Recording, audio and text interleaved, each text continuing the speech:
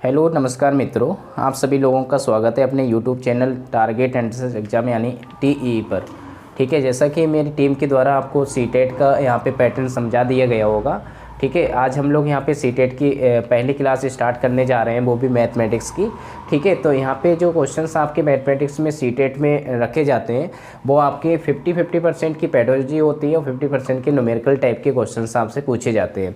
तो यहाँ पे जो क्वेश्चन की जो संख्या होती है ना प्रश्नों की, वो मैथमेटिक्स में प्रश्नों की जो संख्या होती है वो अगर हम लोग 1 से फिफ्थ यानी प्राथमिक लेवल पे बात करें सीटेट की, तो उसमें 30 क्वेश्चन आपके 30 प्रश्न जो आते हैं वो आपके किसके आते हैं, आपके मैथमेटिक्स के आते हैं। उसमें 15 क्वेश्चन आपके पेडोलॉजी से होंगे और आपके बाकी 15 क्वेश्चन आपके न्यूमेरिकल टाइप के होंगे जिन्हें आपको सॉल्व करके आंसर बताना होगा।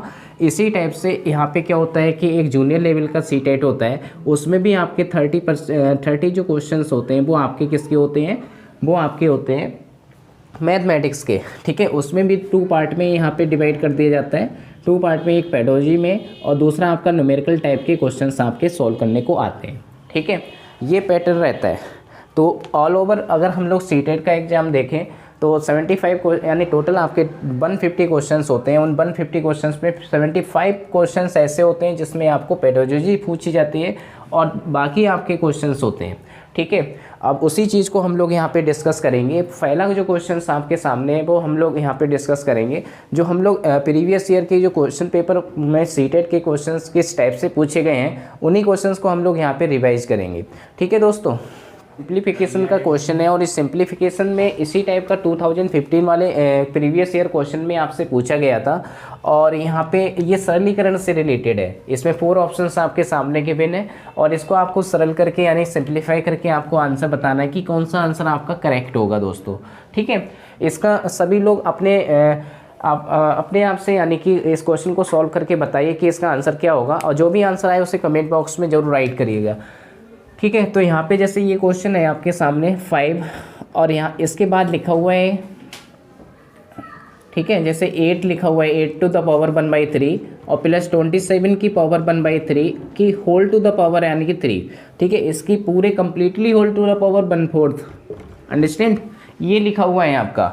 अब इसमें जब हम लोग यहाँ पे सॉल्व करेंगे दोस्तों, तो यहाँ पे 5 को एज इट इज लिखा और यहाँ पे जी 8 को हम लोग क्या राइट कर सकते हैं, 2 की पावर 3 राइट कर सकते हो और यहाँ पे इसकी भी होल पावर 1/3 है तो वो 1/3 मल्टीप्लाई में राइट करोगे और यहाँ पे जैसे 27 को अगर हम लोग राइट करेंगे 3 की पावर 3 और इंटू 1/3। ठीक है, इस टाइप से हम लोग यहाँ पे राइट करेंगे। फिर इसकी होल पावर आपका 1/4 हो जाएगा। फिर इसके बाद हम लोग क्या करेंगे कि इस 3 से 3 कैंसिल हो जाएगा, इस वाले 3 से इस 3 से 3 कैंसिल हो जाएगा दोस्तों। फिर इसके बाद हम लोग क्या करेंगे कि 5 यहाँ पे नोट किया और 2 + 3 और फिर इसके बाद होल टू द पावर 3। ठीक है, और यहाँ पे 1/4। अंडरस्टैंड, अगर हम लोग यहाँ पे सॉल्व करने की कोशिश करेंगे तो यहाँ पे 5 आएगा, 5 की पावर 1 और 3 + 2 कितना हुआ, 5 हुआ दोस्तों और 5 की पावर यहाँ पे बन रही है आपकी 3 की होल टू द पावर आपका हो जाएगा 1/4। अगर इसको ऐड करोगे तो ये 5 की पावर आपका कितना आ जाएगा, 3 + 1 4। ठीक है, तो 4 होल टू द पावर 1/4, 4 से 4 कैंसिल हो जाएगा तो आपका आंसर जो मिलेगा यहाँ पे वो 5 की पावर 1 आंसर मिलेगा।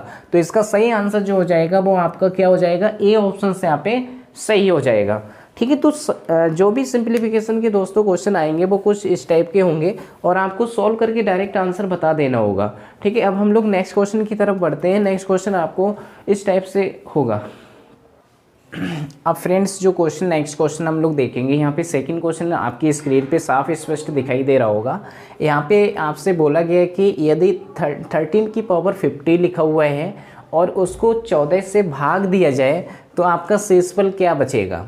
ठीक है, आपको इस टाइप के क्वेश्चन जब भी आपके सामने आए तो आपको क्या करना होगा, क्योंकि आप 13 की पावर 50 को अगर एक्सप्लेन करना करोगे तो काफ़ी टाइम लगेगा, तो इसलिए हम लोग क्या करते हैं कि यहाँ पे शॉर्ट ट्रिक से हम लोग सॉल्व करेंगे कि 13 की पावर आपका 50 है और इसको हमें डिवाइड करना है 14 से। ठीक है, इसको हमें डिवाइड करना है 14 से दोस्तों। तो हम लोग क्या करेंगे कि यहाँ पे जो भी डिनोमिनेटर में आपका हुआ करे उस नंबर में से ऐसा क्या माइनस करो कि 13 आ जाए, तो 1 माइनस करा। हम लोग 13 को ये राइट कर सकते हैं, नो प्रॉब्लम। ठीक है, यहाँ तक कोई प्रॉब्लम नहीं होगी आपको। ठीक है, 14 में से अगर 1 माइनस करोगे तो आपका कितना ऑब्टेन होगा, आपका 13 ऑब्टेन होगा। और 13 को हम लोग इस टाइप से राइट कर सकते हैं। तो यहाँ पे क्या होगा कि 14 की पावर कुछ भी हो, यानी 50 आपका राइट किया गया है, तो इसका मीनिंग ये हुआ कि ये आपका नंबर डिविजिबल होगा। तो डिविजिबल कितना नहीं होगा, आपका माइनस का 1 होगा। -1 की पावर आपका 50 है और अपॉन में आपका कितना है, 14 है। ठीक है, अपॉन में आपका 14 है। तो इसका मीनिंग ये हुआ कि -1 की पावर आपकी कैसी है, इवन है। अगर इवन होती है तो आपको कैसा नंबर मिलेगा, पॉजिटिव नंबर मिलेगा। पॉजिटिव मिलेगा तो इसे +1 राइट किया जाएगा और अपॉन में 14। आपको मालूम है कि ये 14 से कैसा है, लेस देन है। तो इसका मीनिंग ये हुआ कि डिवाइड तो होगा नहीं, तो ये आपका रिमाइंडर हो जाएगा। रिमाइंडर कितना हो जाएगा इसका, रिमाइंडर आपका 1 हो जाएगा दोस्तों। क्या हो जाएगा, 1 हो जाएगा। तो रिमाइंडर यहाँ पे आपका आएगा 1। ठीक है, कितना आएगा, 1 आएगा। तो आशा करता हूँ कि आपको ये क्वेश्चन समझ में आया होगा। तो इसका सही करेक्ट ऑप्शन जो होगा वो आपका सी हो जाएगा। ठीक है, ठीक है दोस्तों, जब भी आपको इस टाइप से क्वेश्चन आपसे पूछा जाए तो आपको ब्रेक करके आपको इस टाइप से सॉल्व करना होगा और उसका जो रिमाइंडर आएगा वो आपका कितना होगा, 1 आएगा। ठीक है, तो इसका सही आंसर आपका सी ऑप्शन हो जाएगा। ठीक है, आपको समझ में आया होगा। जिसको समझ में आया तो ये कमेंट बॉक्स में राइट करते रहिएगा। ठीक है, और उसमें बताते रहिएगा इसका आंसर ये आएगा, इसका आंसर ये होगा। ठीक है, अब आगे नेक्स्ट क्वेश्चन हम लोग देखेंगे।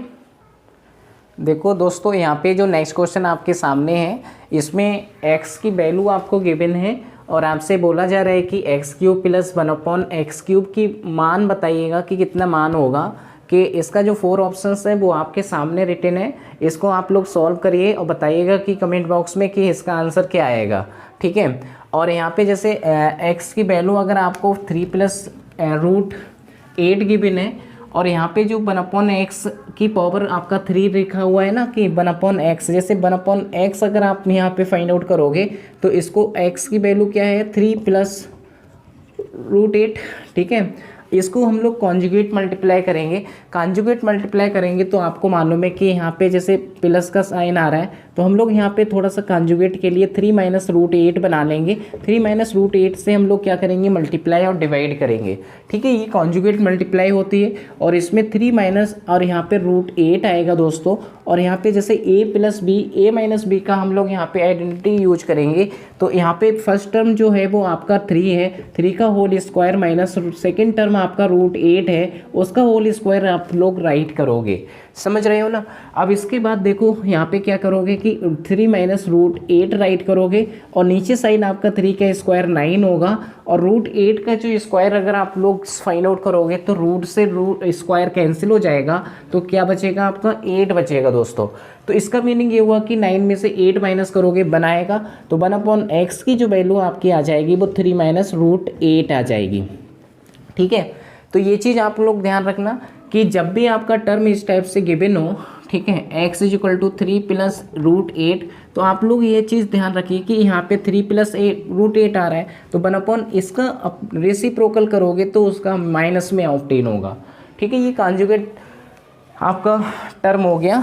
ठीक है, फिर इसके बाद आपसे क्या बोला गया कि यहाँ पे आपका जो टर्म आएगा वो x + 1/x आपको प्लस करना पड़ेगा। प्लस करोगे तो यहाँ पे क्या होगा कि 3 - √8, ठीक है, और यहाँ पे प्लस और माइनस प्लस करना है आपको 3 - √8। √8 से √8 कैंसिल हो जाएगा तो 3 + 3 आपका हो जाएगा 6। ठीक है, 3 + 3 कितना हो जाएगा, 6 हो जाएगा। तो यहाँ पे x + 1/x की वैल्यू आपकी आ गई 6। अब इसके आगे हम लोग सॉल्व करेंगे। देखो आपको क्या करना है कि आपको कैलकुलेट करना है कि x³ + y³ की वैल्यू क्या होगी। ठीक है, तो आप दोनों साइड हम लोग क्या करेंगे, यहाँ पे x + 1/x की जो वैल्यू आ रही है वो 6 आ रही है दोस्तों। ठीक है, 6 आ रही है। अब इसके बाद आगे सॉल्व करेंगे। आप लोग यहाँ तक समझ में आ रहा होगा।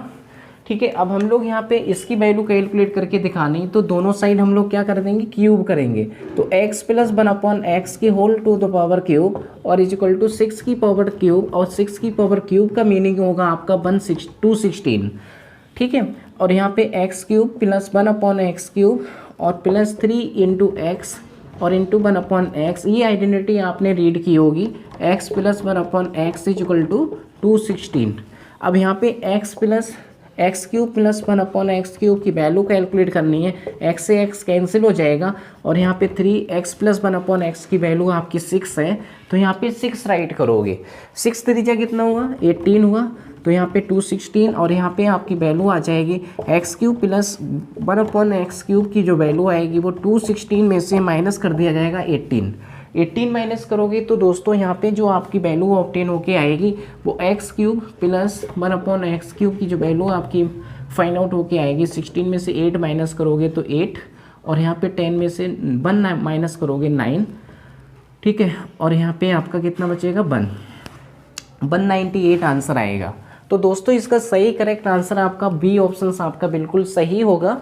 तो ये इस टाइप का क्वेश्चन आपसे पूछा गया था, ठीक है, हम लोगों से पूछा गया। तो यहाँ पे क्या है कि x की वैल्यू जब भी गिवन होगी उसका कॉन्जुगेट जो आपका 1/x रेसिप्रोकल करोगे तो 3 - √8 लिखा जाएगा, ठीक है। तो उसको इस टाइप से हम लोग सॉल्व कर लेंगे, ठीक है। तो इसका सही आंसर जो होगा वो आपका बी होगा, ठीक है।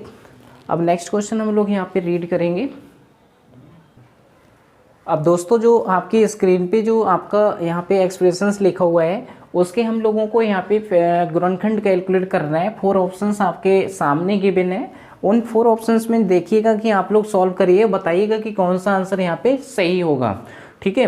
और जो भी आंसर आए उसे कमेंट बॉक्स में ज़रूर राइट करते रहिएगा और अपने चैनल को सब्सक्राइब कर लीजिए, लाइक भी करिए, जिससे कि आपके अन्य जो साथीगण हैं जो सीटेट के वो भी हम लोगों से जुड़ सकें और इस चीज़ का बेनिफिट वो भी ले सकें, ठीक है। और यहाँ पे जैसे ये एक्सप्रेशंस आपका गिवन है और यहाँ पे जैसे यहाँ पे 3√2x + 4, ठीक है। और इसमें क्या करना है कि आपको फैक्टर कैलकुलेट करना है। तो आपको मालूम है कि यहाँ पे 1 अज्यूम कर लिया, जब भी x² का जो कोफिशिएंट है वो 1 है, 4 की मल्टीप्लाई 1 से कराएंगे, यानी कांस्टेंट टर्म की मल्टीप्लाई x² के गुणांक से कराएंगे तो 4 × 4 आएगा। तो 4 को ऐसे 2 पार्ट में ब्रेक करना है कि ऐड करने पे आपका कितना मिल जाना चाहिए, आपका 3√2 मिलना चाहिए। कितना मिलना चाहिए, 3√2 मिलना चाहिए। तो आपको क्या करना होगा कि यहाँ पे 2 × 2 करोगे, कितना करोगे, 2 × 2 करोगे तो 2 × 2 = 4 होगा, यानी 2 × 2 = 4 होगा। लेकिन आपको कितना लाना है, यहाँ पे 3√2 लाना है। तो इसका मीनिंग ये हुआ कि अगर हम लोग यहाँ पे 2 को भी ब्रेक कर लेते हैं तो यहाँ पे कितना बन जाएगा, आपका √2 बन जाएगा, ठीक है, √2। तो यहाँ पे क्या करोगे कि यहाँ पे ये जो 2√2 राइट करोगे तो यहाँ पे क्या करोगे कि x² प्लस यहाँ पे 2√2x और प्लस यहाँ पे 1√2 एक साइड ले लिया, नो प्रॉब्लम, कोई दिक्कत नहीं होगी। अब यहाँ पे 2 में 1 ऐड करोगे तो आपका 3 आ रहा है, अगर इन मल्टीप्लाई करोगे तो आपका यही ऑब्टेन होके आ जाएगा 4, समझ रहे हो ना। फिर इसके बाद यहाँ तक कोई किसी को प्रॉब्लम नहीं होनी चाहिए, ठीक है। हम लोगों ने क्या करा कि इसको ब्रेक करा और ब्रेक करने पे हमने ये वाला जो टर्म हुआ एक साथ ले लिया और इसको एक साथ ले लिया, क्योंकि दोनों की मल्टीप्लाई करोगे तो आपका 4 बन जाएगा, समझ रहे हो ना। फिर इसके बाद हम लोग यहाँ पे 2√2x 1√2x + 4 और यहाँ पे x कॉमन लोगे, x कॉमन लेने पे x + 2√2 आएगा और इधर साइड से 1√2 कॉमन लोगे तो आपका बनेगा x प्लस, और इसको 4 को अगर हम लोग यहाँ पे 4 में 1√2 कॉमन हो जाएगा तो आपका क्या बचेगा, 2√2 बचेगा दोस्तों। तो 2√2 बचा है यहाँ से, ये हम लोगों का फैक्टर बचा। अब यहाँ से ये कॉमन हो जाएगा क्योंकि कॉमन आ रहा है, तो यहाँ पे x + 2√2, ठीक है, x + 2√2 और यहाँ पे आपका बचेगा x + √2, ठीक है। तो ये आपका बिल्कुल करेक्ट फैक्टर होंगे। तो x + 2√2 और x + √2, यानी हमारा जो आज सही आंसर होगा वो आपका क्या हो जाएगा, बी ऑप्शन से यहाँ पे बिल्कुल सही होगा, ठीक है। बी ऑप्शन आपका बिल्कुल राइट आ रहा होगा। अब हम लोग यहाँ पे नेक्स्ट क्वेश्चन देखेंगे, ठीक है। देखिए फ्रेंड्स, यहाँ पे जो लिखा हुआ है वो क्वेश्चन आपके स्क्रीन पे स्पष्ट दिखाई दे रहा होगा कि यहाँ पे आपसे बोला गया कि यदि एक समबहुभुज का प्रत्येक बहिष्कोण आपका 18 डिग्री हो, ठीक है। समबहुभुज का मीनिंग ये हुआ कि ये रेगुलर पॉलीगॉन है, और एक रेगुलर पॉलीगॉन इस टाइप के पॉलीगॉन को बोलते हैं जिसकी हर एक साइड कैसी हो, आपकी सिमिलर हो, ये मतलब इक्वल हो, ठीक है। तो वो आपका समबहुभुज कहलाएगा। उस समबहुभुज के बहिष्कोण यानी प्रत्येक बहिष्कोण का जो मान होता है उसका जो फार्मूला होता है वो फार्मूला आपका जो होता है वो होता है 360/n, ठीक है।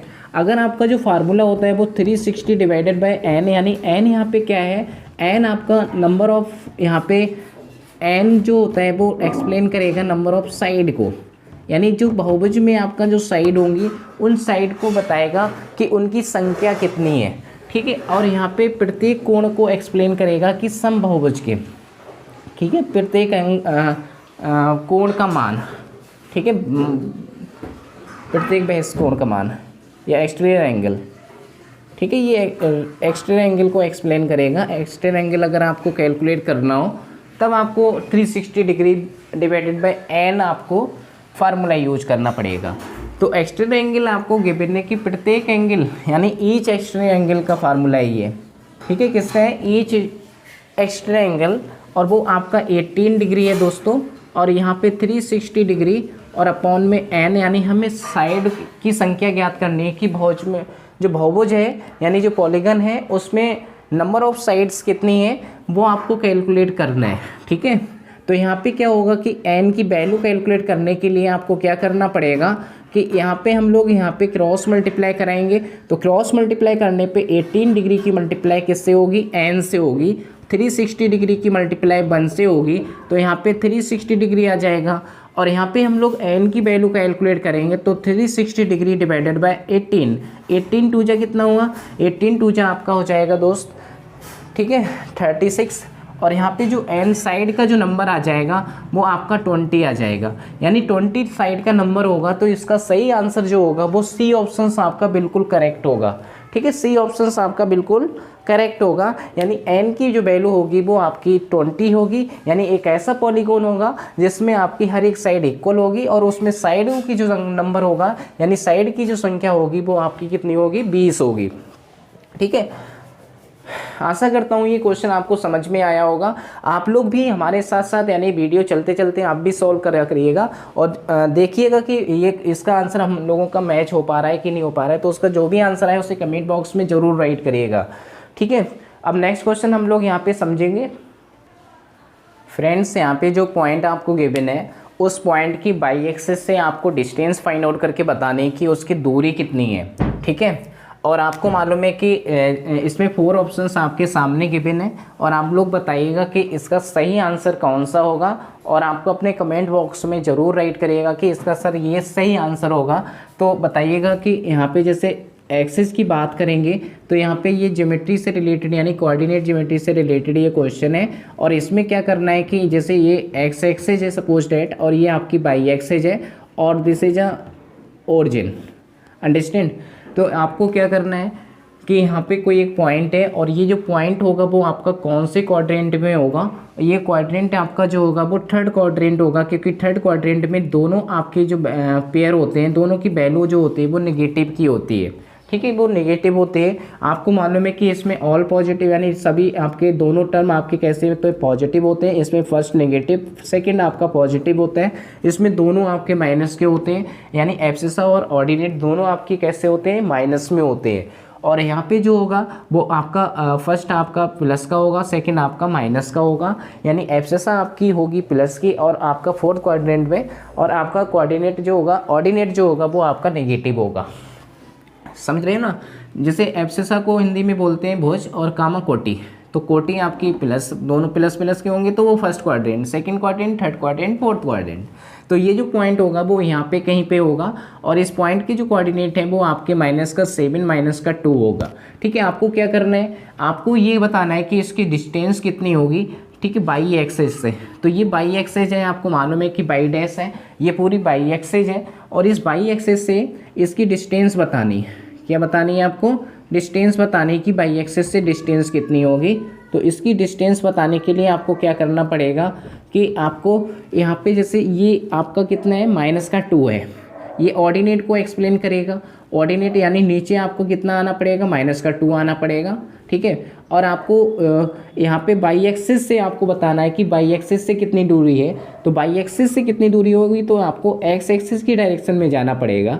तो एक्स एक्सिस की डायरेक्शन में जाओगे तो एक्स एक्सिस की डायरेक्शन में बढ़ने पे आपको क्या मिलेगा, -7 पॉइंट मिलेगा। उस -7 पे देखोगे कि इस -7 पे ही आपको क्या मिलेगा, डिस्टेंस मिलेगी। और डिस्टेंस हमेशा माइनस में नहीं होती, वो पॉजिटिव में होती है। तो इसका सही आंसर आपका जो हो जाएगा दोस्तों वो आपका 7 यूनिट हो जाएगा, ठीक है। तो बाई एक्सिस से जो दूरी है वो आपकी 7 यूनिट होगी, ठीक है। एब्सिसा को रिप्रेजेंट करेगा, ये चीज़ आप लोग ध्यान रखिएगा कि 7 यूनिट इसका सही आंसर होगा। अब हम लोग नेक्स्ट क्वेश्चन देखेंगे। यहाँ पर देखिए दोस्त, यहाँ पे जो क्वेश्चन आपके सामने गिवन है ये मेंसुरेशन से रिलेटेड क्वेश्चन है और इसमें आपसे कहा गया है कि कोई एक ठोस बेलन है और उस ठोस यानी कि एक सॉलिड सिलेंडर है, उसका टीएसए गिवन है, यानी संपूर्ण पृष्ठ का क्षेत्रफल आपको मालूम है कि 462 स्क्वायर सेंटीमीटर है। यदि इसका कर्व्ड सरफेस यानी कर्व सरफेस एरिया यानी वक्र पृष्ठ का जो क्षेत्रफल है वो संपूर्ण पृष्ठ के क्षेत्रफल का 1/3 हो, यानी 1/3 हो मीनिंग 1/3 हो, ठीक है। तो बेलन का आयतन कितना होगा दोस्तों? तो उसके आपके सामने स्क्रीन पर 4 ऑप्शंस गिवन है। आप लोग बताइएगा कि इसका सही आंसर कौन सा होगा और अपने कमेंट बॉक्स में ज़रूर राइट करिएगा कि इसका सर सही आंसर आपका ये वाला है, ठीक है। तो देखिएगा इसको कैसे सॉल्व करते हैं, क्योंकि आपको फार्मूला आना चाहिए कि बेलन का जो आयतन सॉल्व करने का जो फार्मूला होता है वो क्या होता है, पाई आर स्क्वायर एच होता है दोस्तों। तो आपको पाई आर स्क्वायर एच ये बेलन का आयतन का फार्मूला है। यहाँ से क्या करोगे कि आपको एच भी मालूम होना चाहिए, रेडियस भी मालूम होना चाहिए, जबकि हम लोगों को मालूम नहीं है। हम लोग क्या करेंगे कि यहाँ पे फार्मूला यूज करेंगे, क्योंकि टीएसए का जो फार्मूला होता है ये वॉल्यूम का फार्मूला है और टीएसए का जो फार्मूला होता है वो भी आप याद कर लीजिए कि टीएसए का जो फार्मूला होता है वो 2 पाई आर और यहाँ पे आर प्लस एच, ठीक है, ये फार्मूला आपका होता है। और अगर हम लोग कर्व्ड सरफेस एरिया की बात करेंगे तो कर्व्ड सरफेस एरिया का जो फार्मूला होता है वो होता है आपका 2 पाई आर एच, ये फार्मूला होता है, ठीक है। बाकी सब चीज़ें आपको मालूम है।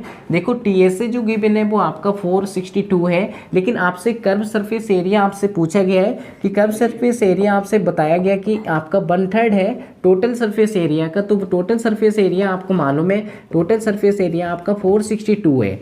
462 है, 3 से डिवाइड करोगे, 3 बन जा 3, 3 5 जा और 3 4 जा, ठीक है। तो यहाँ पे 154 आपका आ गया स्क्वायर सेंटीमीटर, ये आपका कर्व सरफेस एरिया आ गया, ठीक है। यहाँ तक आप लोगों को समझ में आया होगा दोस्तों, ठीक है, यहाँ तक समझ में आया, ठीक है।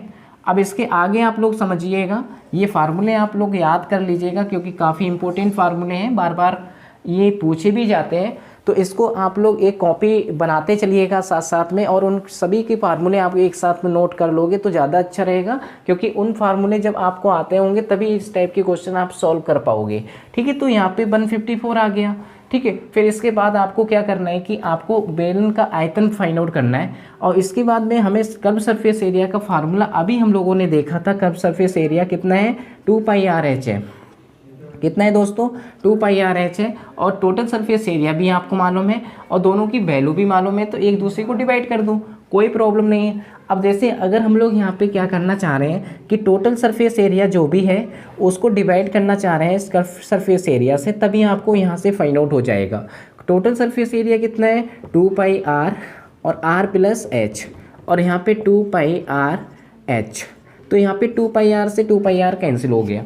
और यहाँ पे जैसे टोटल सरफेस एरिया की बात कर रहे थे, वो टोटल सरफेस एरिया आपका 462 है और डिवाइडेड बाय 154 अभी हमारा क्या आया था, कर्व सरफेस एरिया आया था दोस्तों। तो यहाँ पे 154 आ गया। अब इसको हम लोग सॉल्व करने की कोशिश करेंगे, सॉल्व करेंगे तो यहाँ पे कट होके आ जाएगा 2 2 जा 4, 2 3 जा 2 बन जा। अब 2 7 जा कितना हुआ 14 और यहाँ पे 2 7 जा 14। अगर हम लोग यहाँ पे 11 से डिवाइड करें तो 11 7 जा आपका 7 और 11 2 जा 22 और 11 बन जा 11, 7 बन जा 7, 7 3 जा 21। तो इसका जो रेशियो आया वो आपका 3/1 है, ठीक है। तो यहाँ पे हम लोग इसको सॉल्व करने की कोशिश करेंगे।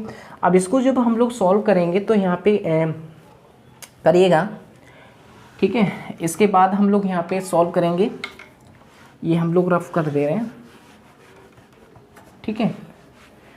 तो यहाँ पे आपका क्या बचेगा था, R plus H upon H बचा था, ठीक है। तो ये आपका आया था 3/1।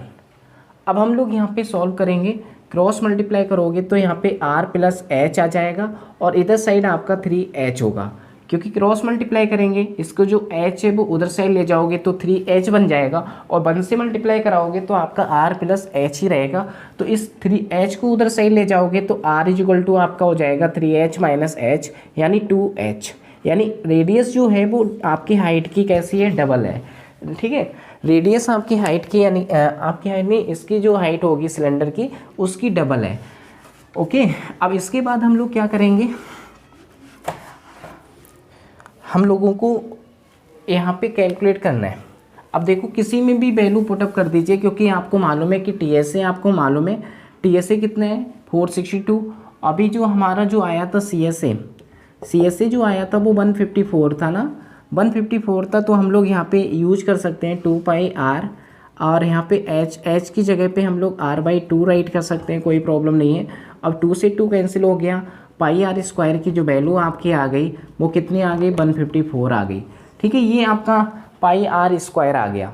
तो पाई आर स्क्वायर आपका आ गया, तो यहाँ से हम लोग क्या कर सकते हैं कि यहाँ पे अगर पाई आर स्क्वायर की वैल्यू 154 है और एच की वैल्यू हमें कैलकुलेट करना है, तो हमें क्या करना पड़ेगा कि पहले आर की वैल्यू कैलकुलेट करना पड़ेगा। तो आर की वैल्यू कैलकुलेट कर लो, यहाँ से आर की वैल्यू कैलकुलेट करोगे तो आर स्क्वायर इक्वल टू 154, और यहाँ पे पाई की वैल्यू 22/7 होती है ना, तो 7/22 नोट कर लेंगे, और 11 एकम 11, और यहाँ पे 4 बचा, 11 चौक 44, और 11 दूनी 22, 2 सत्ते और 7 सत्ते 14, ठीक है, वो 7 सत्ते 49। आर की वैल्यू यहाँ से आ जाएगी 7, ठीक है। आर की वैल्यू कितनी आ गई दोस्तों, 7 आ गई। जब आर की वैल्यू 7 आ गई तो हम लोग यहाँ पे एच की वैल्यू कैलकुलेट कर लेंगे। तो एच की वैल्यू इसकी क्या हो जाएगी, हाफ हो जाएगी। यहाँ तक समझ में आया होगा, एच की वैल्यू आपकी हाफ हो जाएगी। तो हम लोग यहाँ पे एच की वैल्यू आपकी आ जाएगी r/2, और r/2 यानी अभी r जो आया था वो 7 था, 7 को अगर हम लोग 2 से डिवाइड करेंगे तो वो 7/2 राइट कर लिया जाएगा। अब हम लोग यहाँ पे बेलन का आयतन कैलकुलेट करेंगे। बेलन के आयतन का जो फार्मूला होता है उससे देखिएगा, बेलन का आयतन का formula B = pi R square H होता है। तो पाई आर स्क्वायर की वैल्यू 154 है, ठीक है, और एच की वैल्यू 7/2 है, और 2 से डिवाइड करोगे 2 7 जा 14, और 2 7 जा 14, और 7 से डिवाइड मल्टीप्लाई करोगे 7 7 49, और 7 7 49, 49 और प्लस 4, 49 + 4 आपका 530, मतलब 53 आ जाएगा, 53 सेंटीमीटर क्यूब, ठीक है। तो ये आपका वॉल्यूम आया। तो 539 आपका आंसर होगा सही। तो दोस्तों यहाँ पे 7 का बी ऑप्शन आपका बिल्कुल सही है। तो बी ऑप्शन आपका बिल्कुल सही है। तो इस टाइप की क्वेश्चन आपके एग्जाम में मेंसुरेशन से रहते हैं। तो मेंसुरेशन देखो क्वेश्चन आप लोग तभी कर पाओगे जब उसके फार्मूले आपको आते होंगे। तो यहाँ पे सबसे पहले फर्स्टली आपको क्या करना पड़ेगा कि इन तीनों फार्मूले आपको याद होने चाहिए। तीनों फार्मूले आपको क्या होने चाहिए, लर्न होने चाहिए, तभी इन क्वेश्चन को आपको कर पाओगे। तो ये आपको मैं आशा करता हूँ कि आपको ये क्वेश्चन समझ में आया होगा। अब हम लोग नेक्स्ट क्वेश्चन की तरफ बढ़ते हैं, ठीक है। देखो दोस्तों यहाँ पे जो क्वेश्चन आपके स्क्रीन पे दिखाई दे रहा है ये पेडागोजी से रिलेटेड ये क्वेश्चन है, काफ़ी अच्छा क्वेश्चन है। और ठीक है, ये उस टाइम पूछा भी गया था, राष्ट्रीय पाठ्यचर्या की रूपरेखा। ये आपने बीएड में ये टर्म रीड किया होगा, ठीक है। 2005 NCF 2005 यानी इसे हम लोग नेशनल करिकुलम फ्रेम बोलते हैं, ठीक है। तो उसे 2005 के अकॉर्डिंग गणित का जो अनुक्रम है, गणित का जो सीक्वेंस है वो भाषा से पहले रखा गया या भाषा के बाद रखा गया है, विज्ञान के बाद रखा गया या सामाजिक विज्ञान के बाद रखा गया। काफ़ी ये पेडागोजी का रिलेटेड क्वेश्चन है। इसमें आपको बताना है कि राष्ट्रीय पाठ्यचर्या की जो रूपरेखा है 2005 कब ये रूपरेखा तैयार की गई। एक आपकी रूपरेखा ये आई थी 1975 में, फिर उसके बाद 1988 में आई थी, फिर उसके बाद 2000 में आई थी, और फिर इसके बाद 2005 में जो रूपरेखा आई थी इसके प्रकाशित हुई थी, ठीक है। तो 2005 के जो NCF है उसके अकॉर्डिंग यानी कि जो गणित का अनुक्रम क्या रहा था वो भाषा के बाद रखा गया था, ठीक है। किसके बाद रखा गया था, भाषा के बाद रखा गया था। अगर इसके अकॉर्डिंगली बात करें हैं तो इसके अकॉर्डिंगली जो बात की जा रही है, तो इसमें जो अनुक्रम इसका जो सीक्वेंस था, ठीक है, वो आप लोग याद कर लीजिएगा। पहले इन्होंने भाषा को वरीयता दी, ठीक है, भाषा को पहले रखा, फिर उसके बाद गणित को रखा, यानी भाषा के बाद गणित को रखा, ठीक है। फिर गणित के बाद जो आपका 3rd नंबर पे आता है वो होता है आपका विज्ञान। 3rd नंबर पे कौन सा सब्जेक्ट रखा, विज्ञान को।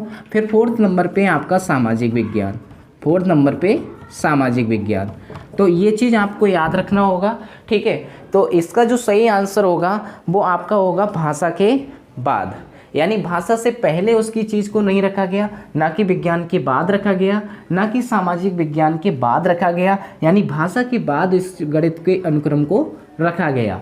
तो इसका जो सही आंसर है वो आपका बी ऑप्शंस बिल्कुल सही होगा दोस्तों। तो राष्ट्रीय पाठ्यचर्या की रूपरेखा ये हमें बताती है 2005 की जो रूपरेखा है उसके अकॉर्डिंगली, यानी हमें ये बताती है कि गणित को जो रखा गया वो भाषा के बाद यानी सेकंड पोजीशन पे रखा गया।